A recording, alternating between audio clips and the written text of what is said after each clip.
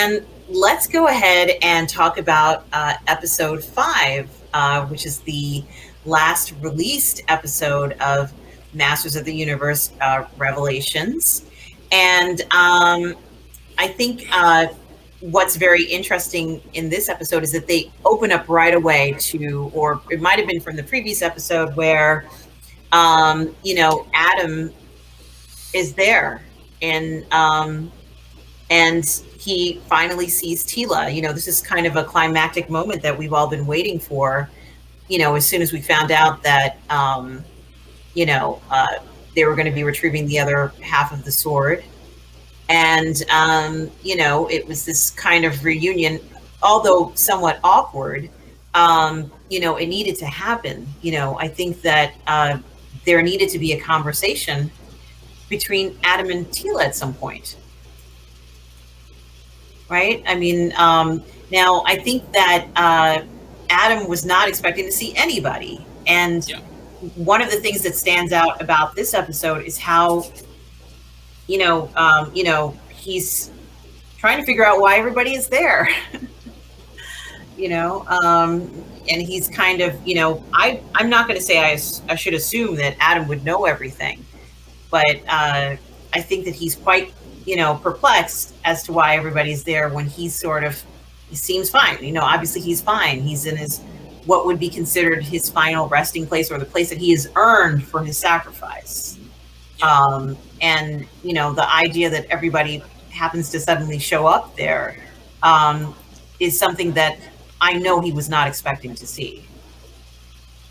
Well, and that, of course, that's what happens at the end of episode 4. That's the big reveal that Adam's here, and we get to see the reunion, which is really cool.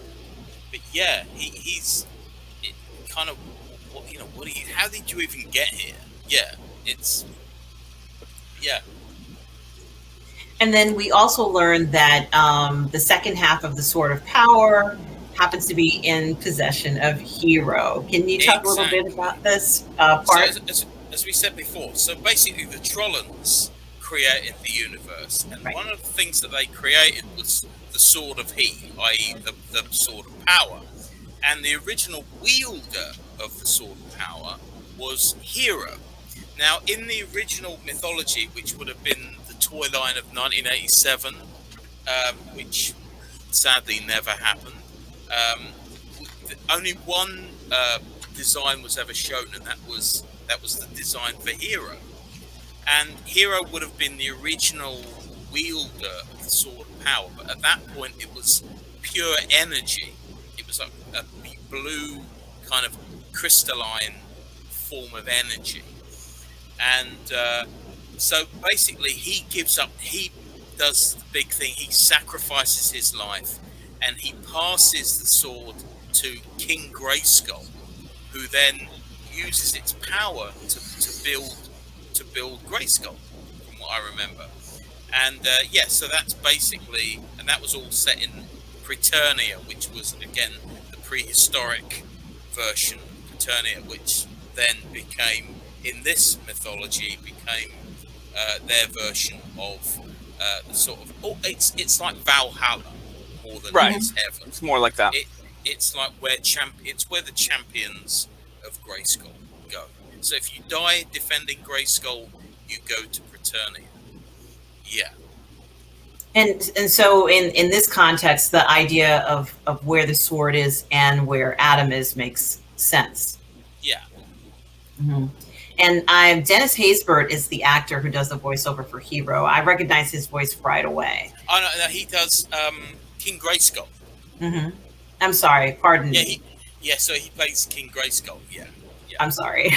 you can see when they get there. I almost said when they get on the island. When they get there, you notice that all the champions are playing. They've got sports. They've got games and stuff, and you could see the castle or whatever it is. That didn't they make a play set out of that, or try to something like that? It was the Eternia play set. So it was kind of at the end, in the last sort of 2 or 3.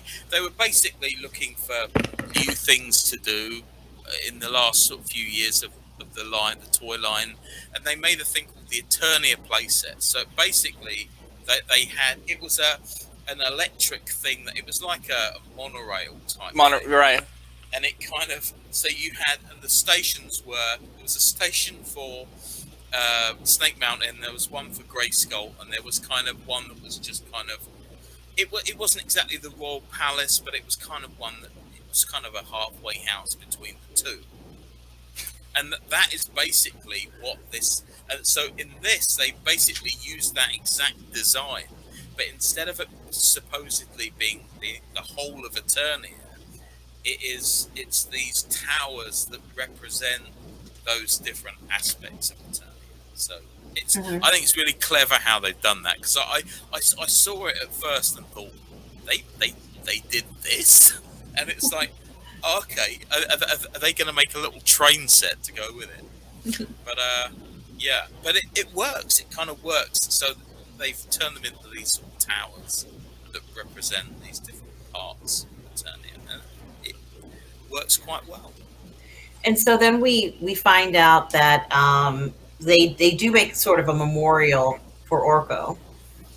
Yeah. And at some point we find out that Adam has the opportunity to leave, and I guess, you know, kind of play another role in this entire thing. Well, this is another thing, right? Okay. As I think it was Hero that said it, right? It's like, we've all chosen to be our hero or champion. We've chosen to be the champion form, our champion form. But Adam could have been He-Man. He could have been He-Man here. He could have been as powerful, as fast, as strong as us. But he chose to be Adam because that's the sort of person he is, right? So he's the flea. They said he's the flea man. He's flea man. Because it's such a smaller version of the power that he has as He-Man. Yeah. But that's, it shows his character big time. I mean, it's setting up. We know he's gonna. Well, we know it's exciting. Let me just say, the future's exciting. It is, and so at some point, Adam learns that he is capable of leaving, but what will happen is if he leaves and returns to I don't know what time, let's say out of that area, goes back to Eternia, and he dies in Eternia after this point, that he'll be just like you and I were, you know, ashes to ashes and dust to dust, more or less. Go to wherever normal people go. Most likely you will not return to. Most likely. There was a little bit of leeway there, though. Mm-hmm. And so there was a lot at stake for him. And at the same time, he's also finding out from Tila and maybe other people now that something has happened with the magic on Eternia. And he's thinking, isn't everything fine? I saved the universe. You know, isn't everything okay? Like, you know, why would there be a problem now? And so, you know, I thought that was very interesting, where I think he realizes that something is awry. And what was the exact reason why he decided to go back to Eternia? He thought he did. I think it was just that he didn't want to put them in danger, right? Because he knew that he didn't know for sure that there was anyone else that could actually wield that sort of power. And I also would assume that he maybe didn't feel like he finished the job. So, and he thinks or perhaps only he can. We know that not to be true because we're looking at a history, you know, of all these different heroes. So we know that it's there will be others down the line. Though I think it's more if he feels he didn't finish it, he didn't do the right thing or something. Yeah. Mm-hmm. So he's going there to complete the mission, and that's truly his main focus at this point. And I think that you know is very interesting. You know, he just comes to the plate when needed. And, this is a perfect example of that. I also wonder what Tila's thoughts are at this point, because, it's been such a roller coaster for her, especially in the last 2 episodes where, she has to confront herself with these powers. And now she has a brief chat. I call it a brief chat with Adam about things. She says it pretty clear. You died. We had to deal with it. Yeah. Mm-hmm. Yes. And now, I'm sure there's a lot of things that she would like to say or hasn't been able to say to him. And even he was sort of like a little defensive because he was like, well, I sacrificed myself. Yeah, I died. Yeah. I couldn't do anything else at that point. And, I guess this pretty complicated situation, is something that they're also having to deal with, because it's not sort of like an everyday occurrence, is it? No, that's true. And so the idea of him going back is something he's going to do. And he does go back to Eternia. And am I incorrect in saying that before they go, Roboto, I guess he uses his ability to help forge the sword back together, because he has all of Man-at-Arms' memories, so he knows how he knows how to forge the sword back together again. Because apparently Duncan did. I don't know. And also, it costs. I guess it's at the expense of his life. Yes. Which he acknowledges that he has emotions, which means he reached a pinnacle in his existence of becoming more sentient, I suppose. Was it I feel? So I feel. Yeah. Mm-hmm. And I think it's very important too, because we get to see that character, kind of have several developmental stages in this process. He has something in his chest, and I don't know what it's called, but in the episode, it comes out of his chest and it allows him to do the forging. Like it was pretty cool. And I've heard people say that it reminds them of Iron Man, or it reminds me specifically of the 90s cartoon Iron Man, mm-hmm. where he had this hammer that was kind of attached to this big machine, and in the opening credits, he would be beating the crap out of this thing. But yeah, it reminds me a lot of that. Yeah, Iron Man. But I liked the way it looked, like as they were doing it, and then it kind of came out of his chest, and then they were able to use that to forge the sword or connect it together. And then, of course, we find ourselves back in Eternia, and essentially the sword. And help me out with this part. They go home and they're at the Hall of Wisdom. And essentially, it looks like magic is going to be restored, or is in the process of being restored to Eternia. Yeah. This is the moment we've all been waiting for. And am I correct in saying that he wields the sword, he puts it up and does the I have the power? Yeah, he gets just gets to the point where he's about to turn, and he gets stabbed through the hearts in the same way that he did to Skeletor in the first episode. This happens to him now, and in fact they foreshadow this in the first episode, because you see that blade appear at the base of the Havoc staff in the first episode, but he deflects it. He doesn't do that this time. He certainly does not, and it felt very abrupt to me. Like, I was not expecting that, and maybe some people were, but I was very surprised to see it. And then, of course, precisely at that time, we also see Skeletor kind of appear or materialize out of the Havoc out of her Out of her scepter. Yeah.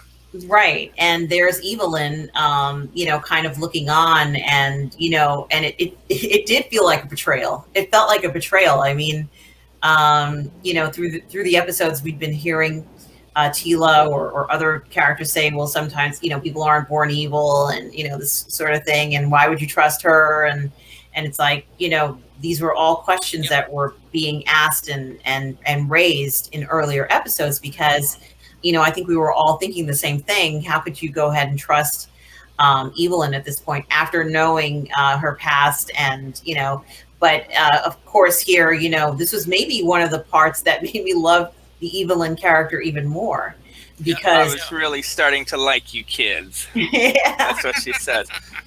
But she, when he says join, be by my side, she looks down, she sighs, and then composes herself. I was really starting to like you kids. Assumes her position again, her role. So it was very, very cool. You could tell that she's gone through a major transformation here. Major. Yes. I mean, it was really enjoyable watching her from start to finish. And is it Lena Headey who did the voiceover for her? It was remarkable. I mean, she became my favorite character in the series so far. And so, of course, once we see this unfortunate slaying of Adam, He-Man, Adam character, and Skeletor now appears to have the Sword of Power. Yeah, well, he has it. And it's quite a cliffhanger to leave the series on, as far as I'm concerned. I mean, it is very, very, dramatic. There's a few things that they set up in this episode. The possibility that if He-Man dies, or if Adam dies, he won't return back to that place. Okay, so they set that up, and obviously we think that he died. I don't think he did.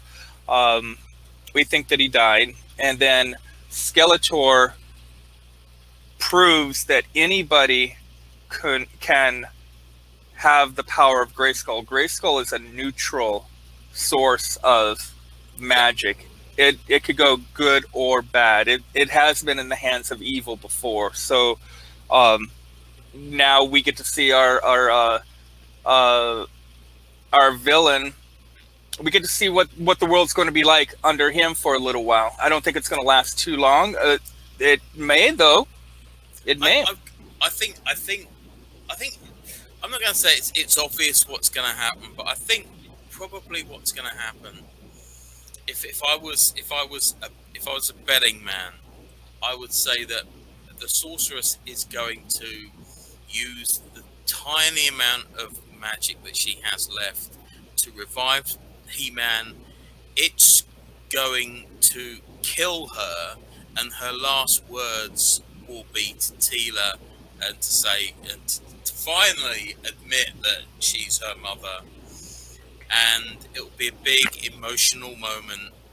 But even though the power has gone into Adam, he's still basically mortally wounded. So it's probably going to take 2 or 3 episodes just to get back, just to get back to some sort of, for him to be alive.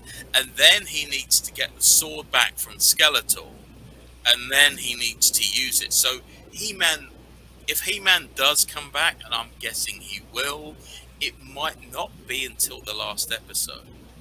It might not be until the very last episode. Bookend it. Bookend it like that, yeah. But I've got a feeling, I've got a fever. That fever requires a small amount of cowbell. I've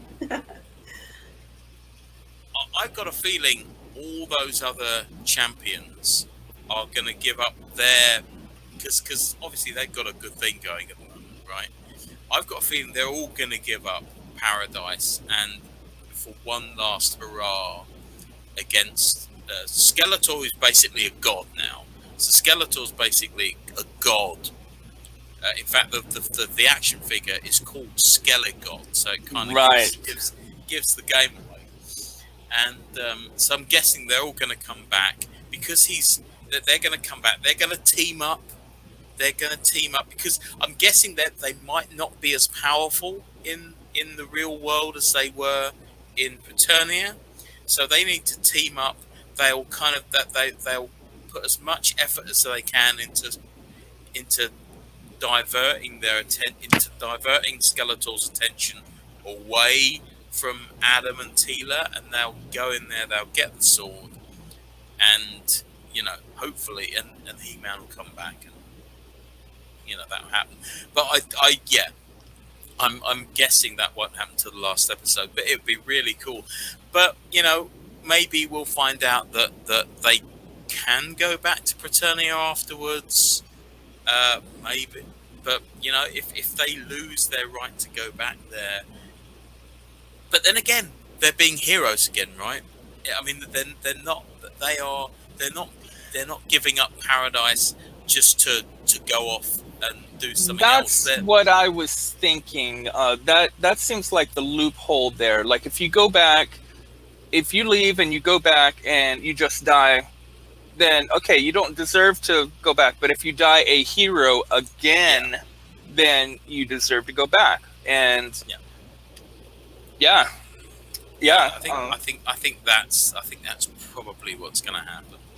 And I think it's probably going to. And I don't want it. I don't want the status quo. At the end of this series, I don't want the status quo to go back entirely.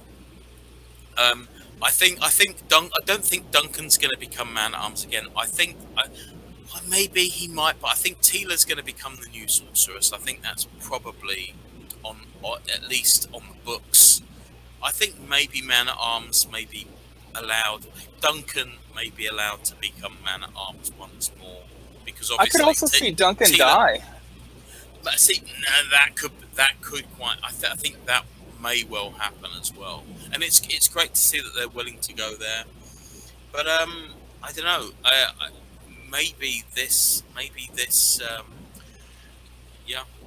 We're definitely going to see more action. So if we got Skelegod, who's going to be digging up all of the evil from all the different universes, and they're going to be raising hell, attacking everything, plundering. So we've got to see new heroes pop up. Hopefully, it's weird as I'm saying this, new heroes, but we're going to see a lot of characters that we haven't seen on screen, and maybe a whole bunch of new ones as well. So here's a weird idea.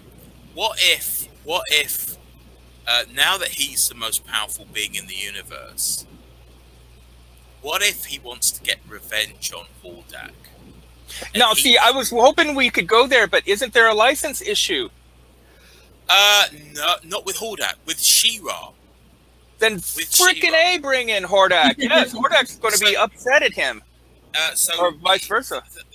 From what I remember, that they can't use She-Ra in a Masters of the Universe thing, but they can use the Horde.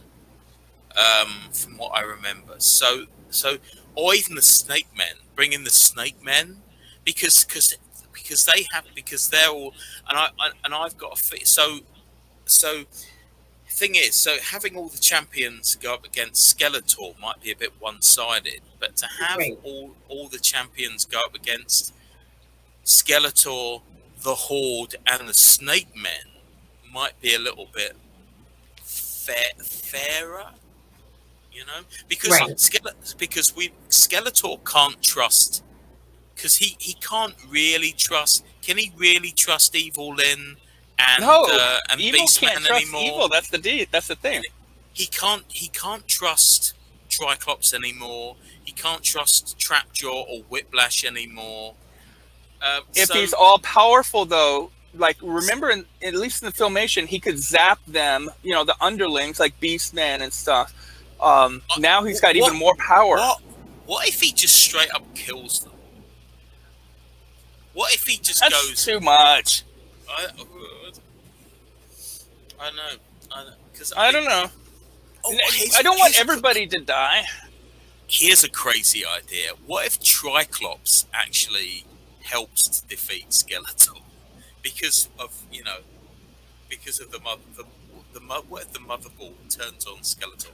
I don't think that's Well, gonna happen. Triclops is supposedly against magic, so Well, I think that could be the first thing that Skeletor does. I think he's going to destroy them because he has to take over. Because he's going to go back to Snake Mountain, right? So the first thing he's going to he probably wants to make some improvements, add on a couple new bathrooms and stuff. Is to wipe out the motherboard. That's probably going to be the first thing he does. I could see that. Okay, imagine that then. Triclops versus Skeletor, and you've got all of the body horror mutants fighting up against classics like Whiplash and everybody. I think that. Oh no, Whiplash is part of them. Never mind. Whiplash is on their side. Yeah. Yeah. Bad example. But again, I think he could for that fight. I think Skeletor would bring out the Snake Men. Mm-hmm. Okay. So I think first episode is going to be a consolidation of power. Second episode, I think, maybe Skeletor and the Snake Men versus the motherboard, destroy the motherboard. Third episode is when he gets Hordak, because he wants to subjugate. So all of these people that have kind of pushed him around. Right. All the people that have pushed him around in the past, he's going to want his revenge on them, right? No, you say first, second, and third. You mean like 6, 7, 8? Part 1 or part 2. Yeah. Season 1, part 2. Mm-hmm. Yeah, obviously, because it's not going to be the episodes that have already happened, is it? No. Because they're season 2 planned and everything, and I'm wondering what are we going to expect? So episode 6, I think it's going to be Skeletor basically becoming the king of Grayskull, and what's going to happen to Randor and all those people? Slaves. They're exactly. So that's gonna happen. It's basically going to be the start of the of the Dolph Lundgren and Frank Langella film. The start of the film where Skeletor's basically in charge of Grayskull, and he's kind of the king of Eternia at this point. When will Tila get her powers? See, that's a good point. I think the sorceress is going to die. I think she could die in the first episode. I think, and it may take 2 or 3 episodes just to get Adam back to some sort of sense of himself again. And her powers has to be kind of progressive. It's not like she's all of a sudden going to know how to use it. I think she's going to, kind of like Superman and his Fortress of Solitude. She's going to have to find a way to learn all this stuff. Mm-hmm. And do you suppose that maybe the way she'll learn it is in Grayskull somewhere, or maybe somewhere in Grayskull? The thing is, so obviously, I'm guessing that. See, I'm guessing Skeletor's probably going to be living in Grayskull now. Oh. I think he's probably going to be. I don't know though. It's hard to. I mean, because he has the power of Grayskull now. So I don't know. I think he'll probably keep the sorceress prisoner, maybe for the first couple of episodes. And I actually think it's going to be Orko that keeps Adam alive. So he's basically going to be using. I think Orko's going to come back at some point. And maybe even Scareglow. Maybe Scareglow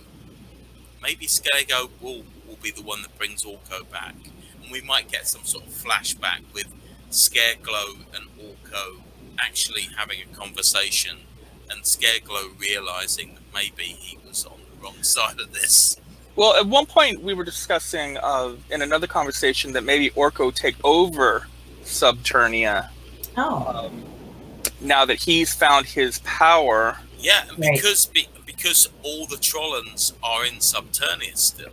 That's The a very souls good of point. the Trollans are in Subternia, so maybe that will give him enough power to come back. Possibly. Yeah, that's very clever. That's a very clever observation. But yeah, so I mean, well, I don't know. It's Well, gentlemen, that's about all the time we have for today. And what a fantastic session this was. Thank you so much for joining me today. And everybody, if you're enjoying this Masters of the Universe series, please be sure to check out PGS ALL-STARS again as the series continues. And we hope to see you again soon. Thank you. Aloha, Burnett. Well, thanks for joining us again on PGS ALL-STARS and our special series for what we love about Masters of the Universe. Hope to see you again soon. Until then, take care.